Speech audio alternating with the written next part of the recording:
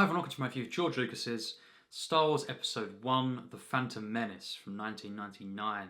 Yes, we are back once again, ready to discuss the next Star Wars film in the franchise, and that is the first episode. And yes, the prequels now begin on the channel.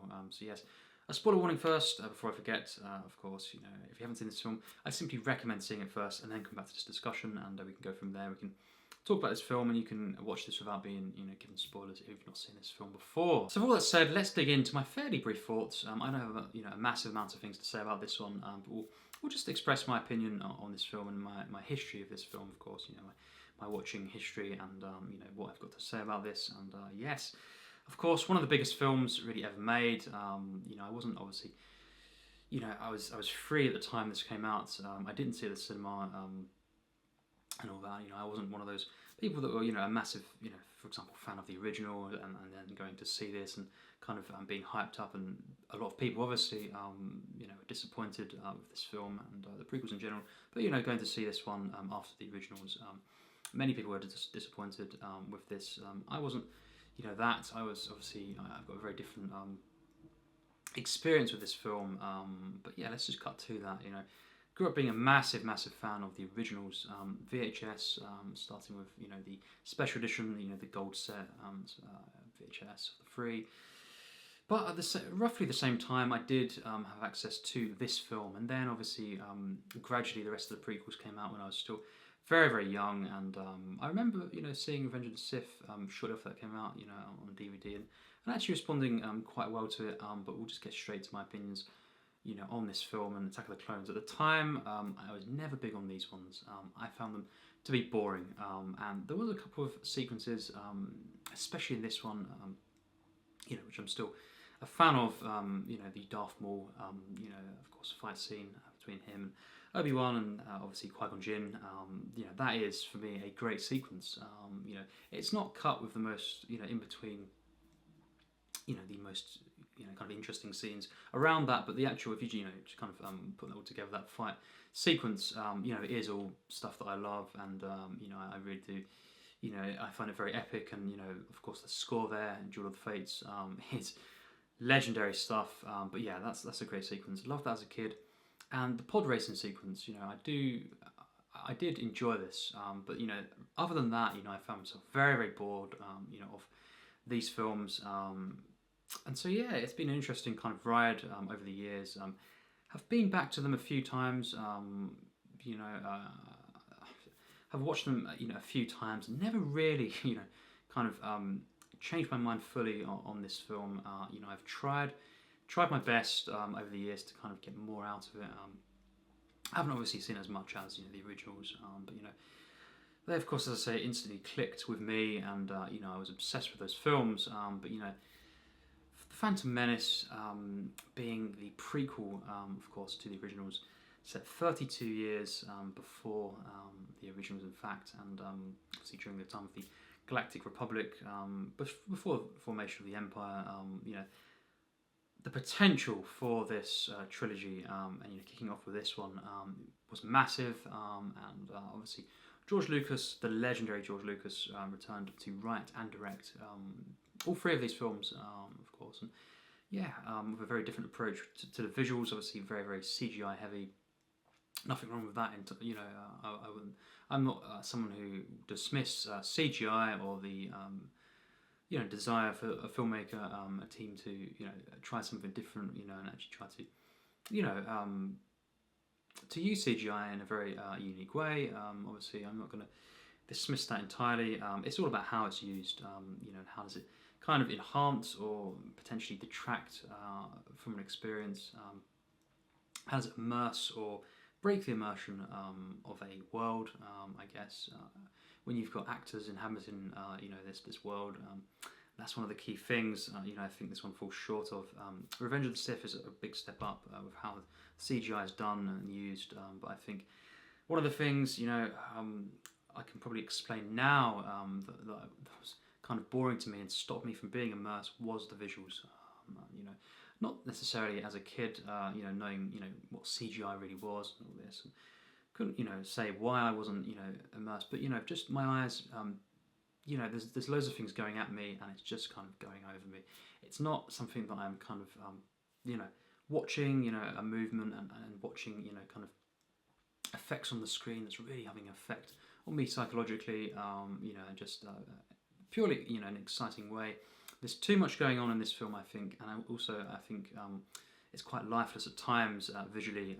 It's just kind of washes over me. The colours, the way it's kind of edited together, and the environments, mixed in with the actors. It's just very off-putting, but it doesn't draw me in. Whereas, of course, there's images that as a kid, I never forgot. For example, in A New Hope, Empire Strikes Back, Return of the Jedi. Even very, very simple moments, and that's one of the key things as well. There's more depth in those films, I think, visually, and also just the simplicity of getting across very simple ideas. And it's just having such a instant effect, on such a powerful level. These films, especially The Phantom Menace, I'm not a fan of the way the visuals are done, and it isn't very interesting to look at, personally for me. I appreciate, George Lucas.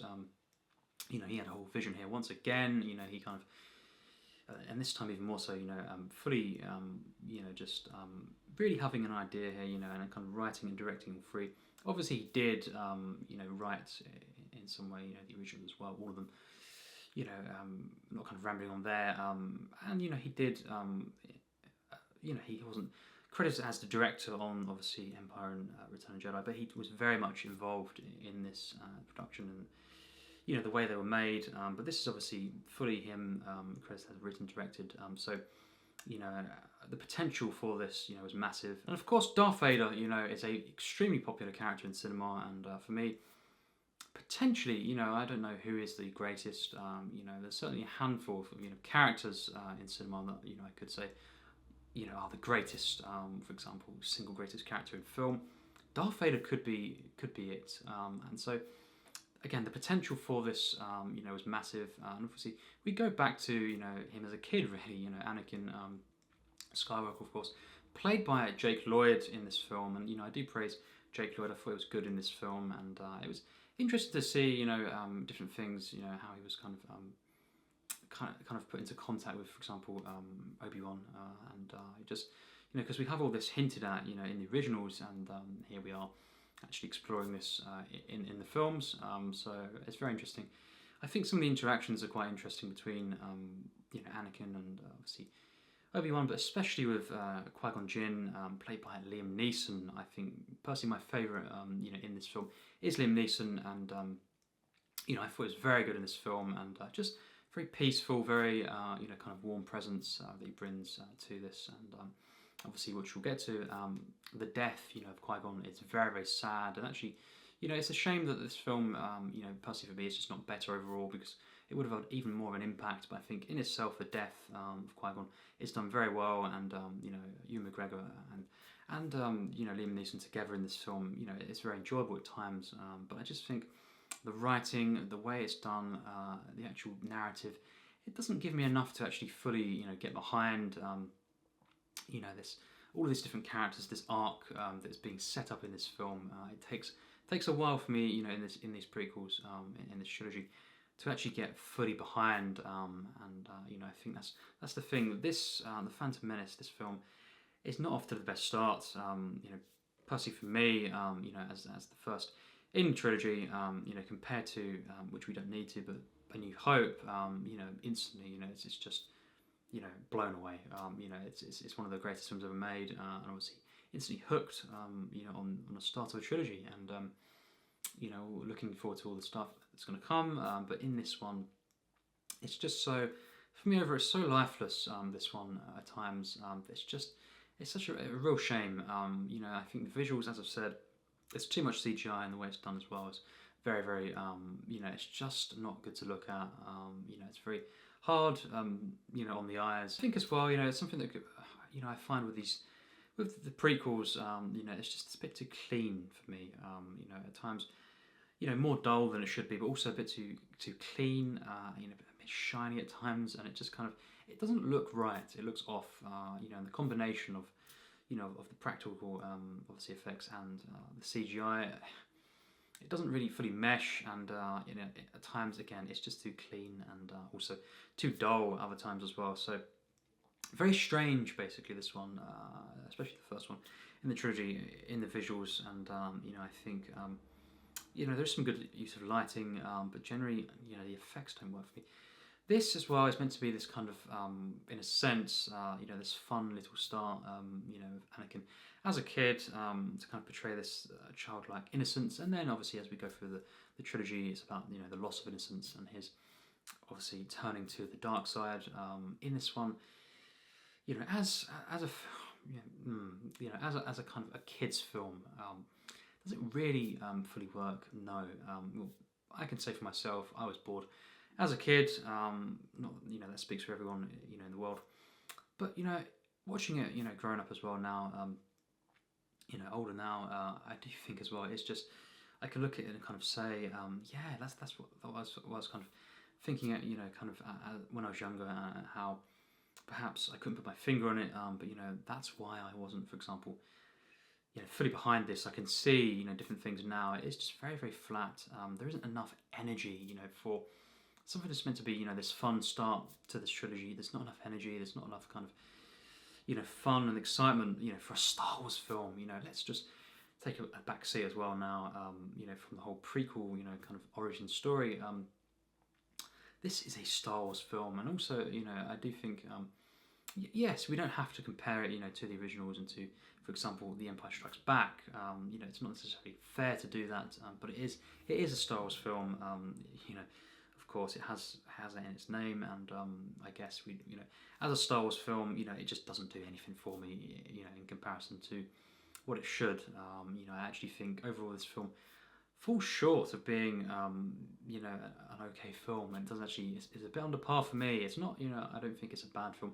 Obviously, many things have been said about the prequels over the years. I'm not planning to comment on all that, you know, I guess. But my opinion is, it's not a bad film. It's not, you know, horrendous. You know, I do think there are things to praise. I've already praised, you know, some performances. You know, the chemistry. You know, and there is a couple of standout sequences, definitely, and I understand, you know, what George Lucas was doing at times, but overall it just falls short.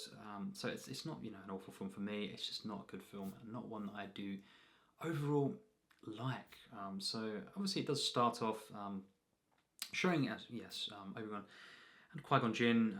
Obviously the main plot follows them looking after the princess, of course, Padme, played by Natalie Portman, and while we're kind of going through this very, very bizarre, you know, and very, very boring plot of, you know, the whole trade dispute between planets, you know, the kind of trade federation, which is also, you know, put in the opening crawl, you know, even from the opening crawl, I mean, wow, that is boring. It really is. Just the difference between, you know, the originals and then, you know, something about, you know, taxation, you know, the trade federation, you know, not a very interesting plot, you know, on paper, and you know, I guess, you know, it could have been oh, well, we'll see where it goes.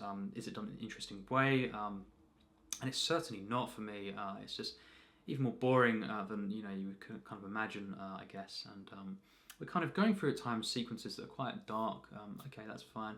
Underwater sequences a little bit as well at first, in the first act.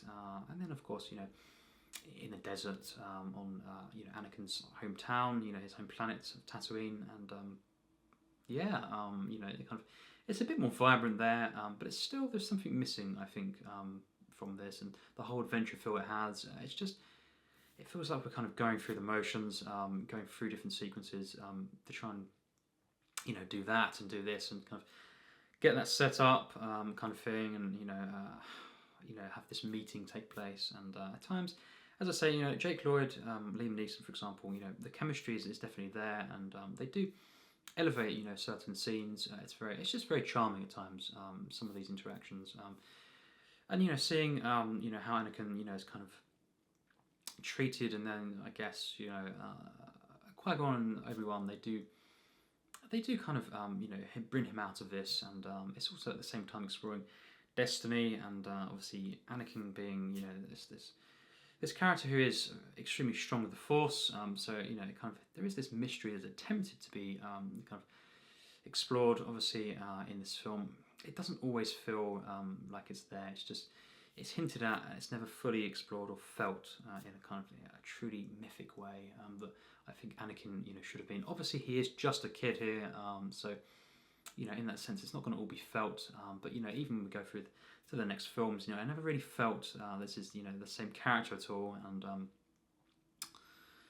that this is Anakin Skywalker, that this is Darth Vader, and I guess it can kind of be excused a little bit in this film because he is just a kid, obviously, and it's not going to fully be there. It's more hinted at, but even then, it's not felt truly in this film for me. And I think the Force itself, there's something so missing in this film in the way it's kind of done. The magic, that can kind of sum up for me this entire film. The magic is just not there. It really isn't overall. And again, I'm just giving this an honest, kind of rundown. It would be great if this film, to me, was great. And fine if you have that opinion. I just don't. And it's just a shame that I don't, because it'd be great for me if every Star Wars film was great and something I could be truly blown away by. But that's not the reality, obviously. And this film, there is so much missing.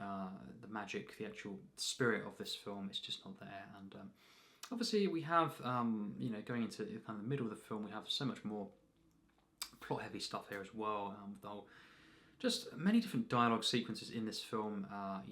Revolving around the trade disputes, even just Yoda. Obviously, I have praised Yoda in the previous reviews of this franchise, Empire Strikes Back and Return of the Jedi, as being potentially again my favourite character in Star Wars. But in this film, even to make some of the scenes with Yoda very boring and just lacking so much charm and magic, it's very baffling to me. Yoda in this film, the kind of the puppet one they had, in this originally did not look good, and obviously as well, we have in the one that I saw, the more recent cut, obviously going to more CGI again there. So regardless of any one that they used, I don't think it compares at all to Empire Strikes Back or Return of the Jedi. It really isn't there, and once again, it doesn't allow me to fully get immersed in this world and actually believe that is Yoda. He's also very, very unlikable at times, in the stuff he does, and his the things he says, and that's insane for Yoda to not be truly this magical creature, this character. It's just very strange to me, and I think as well, we have different characters who have potential. Mace Windu, of course, the legendary Samuel L. Jackson, but again, it's just not. There's not enough there for me to truly get invested in these characters. It's very surface level, this film, at times, and all these different characters. The potential here, as I say, is massive, and it just so much. The film just falls short, and I'm just kind of once again, seeing it, quite recently, really again, just. I really want to get behind and fully into these characters, but it's purely just surface level in this film. They are also improved in the later films in this trilogy, but in this film it's just not there for me to fully get invested in. And as well, some of the dialogue, let's not latch onto that and focus on that too heavily, but some of the dialogue from different characters and the way it's delivered, it just doesn't work at all. And it's just there's not enough energy, natural as well feeling to this. The comedy, which could obviously be something that could save a film, from being this strangest one to more of just a an enjoyable kind of fun romp that is quite quirky. Humour could have elevated this film to something that I do enjoy quite a bit, even though it's falling short in other areas. The actual taking it seriously kind of side. Well, the comedy is also very unnatural and at times so annoying. I'm not going to disagree. Jar Jar Binks really is one of the worst things that could have happened to this film, and it was obviously a very clear attempt to appeal. And that's great. I'm more of the comic relief character in this film, and it could have worked. The character doesn't look great, but you have talent behind this, and you have potential, interactions, of course, that could have been good. But every single thing that is said by Jar Jar Binks is so annoying. It takes me out of the film entirely, and it really is so grating. Less and less of him, as we go through the prequels. But in this film, he's so heavily involved that even when I'm trying to, and then I'm only just kind of getting into the film a bit more in a certain scene, he then just takes me out of it. Just so annoying, and it's so ingrained in the film. This character, so many scenes where we have comedy that really some of the only attempts at comedy is this character, and because it's so annoying and it doesn't fit the rest of the the tone of the rest of the film, and it's just so annoying and irritating and cringy. It's just, what a shame. It kind of ruins a lot of the film as well. Jar Jar Binks, just the end result, whatever the case, the attempts, obviously it could have worked, but it didn't for me. It really did not. An awful character, unfortunately. But yes, we have obviously Qui-Gon Jinn training up, in this film as well. Obi-Wan Kenobi, and as I have said, these performances are good. I do think, Obi-Wan, portrayed by Ewan McGregor, especially as we go through the trilogy, is very, very good. I think especially by the time Revenge of the Sith comes around, I thought, seeing it again recently, great choice for this, and I do feel a lot in that film for Obi-Wan, of course, and I think Ewan McGregor has done a great job. It's just in this film in particular, just not enough. There's not enough given, in the script. I just think, by the end of the film, yes, we have that emotional scene with, Qui-Gon and Obi-Wan, but other than that, there's not really much, to kind of, for these actors to work with in that sense. It's very much, again, heavily relying on, the visuals, and it's just not enough of a balance and not enough of a flow as well to this film. It's very much all over the place, the editing, and I think that is, mainly because of the tone and the way it's done. The editing around that would have been very, very hard to not appear jarring and to appear off. It's very, very hard. The way it's done, the way it's shot, everything that's actually been shot in this film and kind of acted. It's so strange in comparison to other scenes that really any attempts at editing would have been hard to do anyway. And I just think as well, because it feels very rushed, this film, so it has a very off feeling, and then it's very flat, and it's really but the originals, you could say they have that as well. It's a very much adventure film, excitement, action everywhere, effects popping out at you, and then it's very much serious scenes, and it's just entirely in that whole trilogy perfectly done. And I think it's a shame. It's a bit of a mess, this one, and we'll start wrapping up. I don't have much more to say. Some standout sequences, the pod sequence, obviously the music in this film though as well is stunning. Obviously John Williams, legendary. Duel of the Fates especially, as the kind of new track in this film, this original piece, absolutely stunning. Very popular track, of course. It just elevates that sequence, which, my favourite sequence being, the kind of the duel towards the end of the film with Darth Maul. A very interesting character once again. Did he have to speak early on? No, I don't think he did. Best when he's silent in the film, and really he could have just showed up, kind of in that final sequence and just kind of appeared here and there in the background, and it would have been the same kind of thing, and maybe even better, because when he does speak, it's not the best, I feel. But in the final sequence with him, the Duel of Fates, of course, the whole kind of lightsaber duel, the double-ended lightsaber, that whole duel for me is absolutely stunning at times, and I think the choreography there, the kind of use of jumping between platforms, and then of course the shields that kind of separate the characters at times, kind of break it up, but the tension still remains. I think that's a really great way to kind of do that sequence, and visually as well, it makes it more interesting, and I think just how the characters are all kind of separated in between the shields there. Qui-Gon can't quite get to Darth Maul, and obviously Ewan McGregor, Obi-Wan kind of falling behind a bit as well there. So it's kind of a very interesting sequence there, and just how you know, Obi-Wan could not save Qui-Gon there. You know, it is a very well done piece of tragedy. I feel the way it's kind of set up and the combination there. Definitely the standout sequence, the standout kind of arc as well. And you know, I think many things fall short in this film, including, you know, Anakin, you know, and his portrayal, just in the way the narrative is done. Padme as well, it doesn't really work for me, and you know, just I think a lot of things just do not interest me. You know, and the kind of the big action set pieces as well, are not interesting. They're quite boring, and it's just a bit of a mess. The pod racing sequence, you know, is definitely overlong for me though as well. And so even though there's a couple of sequences that I do have things to praise about, you know, it's mainly just that duel. And for a film that is more than 2 hours long, and you know, for a Star Wars film, I can't just say, you know, I like the film because I like, really, you know, what do I really like? It's just one sequence, and even then, it's edited in between, you know, stuff that I'm not big on again. It kind of, you know, it lulls me back, and it kind of, you know, it bores me again, and then I'm back in it. So really, the standout sequence being the duel, you know, and obviously some character designs, including Darth Maul, obviously as well.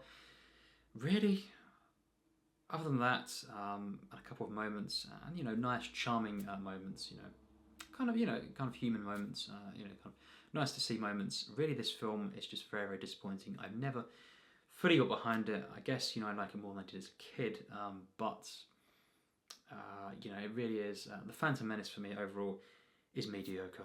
My final rating for this film is a 58%. Again, you know, so much potential here. Some things that are hinted at here in the lore, but never really kind of makes me believe in the universe. Like, for example, the originals did, and you know, I think it doesn't matter. This is just the setup film, because, you know, this could have been a great film. It's not just a case of things are being hinted at and they're not fully shown. That's the whole thing in cinema. That is the whole thing. Exposition can be, you know, just very simple hints at things that have happened or are going to happen, foreshadowing. This film, you know, throughout mostly feels very surface level and stilted dialogue. You know, it's just full of lifeless visual moments. I can praise the score throughout. You know, that is, you know, untouchable. Once again, John Williams, of course. And I think, you know, some of the performances are very good. You know, Ewan McGregor, Liam Neeson, Jake Lloyd is good. You know, I think, and obviously Samuel Jackson, you know, is good. He's not given too much to do in this film. We'll get to that character a bit more in the next ones, but a very interesting character at times. You know, the potential there as well. So, yeah, mediocre film for me personally. I have to be honest. It doesn't quite hit the like mark for me. You know, I don't quite like this film. I don't actively dislike it. You know, I don't think this is a bad film. You know, definitely not overall. There's a lot of things, you know, that could have, you know, could have been better. You know, and everything really is disappointing, every single aspect other than the score. But I think, yeah, it's not quite a bad film. It just falls short, you know, of that kind of average film that I would give a like to. And it's just very disappointing as a Star Wars film. Seeing this as a kid, I didn't really watch it too much. When I did, I was very bored of this, and you know, I just think that's a shame. You know, the Star Wars starts with the prequels, obviously following Darth Vader, you know, and all these different characters. You know, the whole universe of Star Wars. You know, before the Empire had fully emerged, obviously, with, you know, the beginnings, different things going on in this. You know, of course, but it's just, it falls short in every aspect, and you know, it's very lifeless, very flat at times, and visually it's a mess, unfortunately, and you know, really, it's a shame to say all these things, because, you know, it kind of hurts. This is, you know, it's a big Star Wars film, you know, and just what could have been is the most disappointing thing, you know, kind of exploring these characters, especially obviously Anakin, you know, being Darth Vader. But yes, overall, I'm not going to, you know, kind of bash on the film and you know, kind of try to kind of make out it's a bigger thing than it is, in terms of, you know, I'm not going to pretend that I dislike it, or this is an awful film or one of the worst films ever made. Not to say that, you know, you can't have that opinion, but I'm not going to then, yeah, blow it up and make it more than it is. You know, I do think it just falls short overall, with a few things that I really don't like, things that are very irritating, and messy, boring. But there is some things I do like. And I wish I could, kind of really get behind this film as a whole, but it just doesn't work, and it's not something that consistently engages me, unfortunately, as a film, and just as well as a Star Wars film. It really is overall an underwhelming film for me. That's my opinion. It would be great to hear your thoughts on this. Obviously, I look forward to discussions in the comments to hear your thoughts on this film and the prequels, obviously. And what do you think? What are your experiences with this film? As I say, in fact, I was actually. I wasn't even 3 when this was released in the cinemas, but on that year I turned 3 in '99. So yes, I did grow up shortly after that, with access to this, though, alongside the originals, and gradually, the prequels coming out, as I was growing up. So everyone have their own kind of different, different experience with this film. You could have been a lot older when these came out, and as well, and actually seeing this in the cinema. Regardless, it doesn't matter when you saw it, but it's always interesting to hear different opinions on this film, and experiences. It's interesting because I was never big on this as a kid, and I'm still not quite a fan of this one overall. But I do have some things to praise about the other films in the prequels, especially one of those I do definitely really like. I don't think all of these prequels are under par, actually. Yes, just this one for me in particular is a one that it's not a like from me personally. But again, it'd be great to hear your opinions on this film, and I look forward to very soon talking about Attack of the Clones from 2002, and then rounding off the prequels with Revenge of the Sith. It'd be very interesting to go through these, talk about them in quick succession, really, and uploading, to hear your thoughts. Yes, that's it for now. Episode 1 of the Star Wars universe. Fascinating film, and very interesting experience I've had with this film, and that's my overall personal thoughts on this film. Yes, as always, take care, and thanks for watching.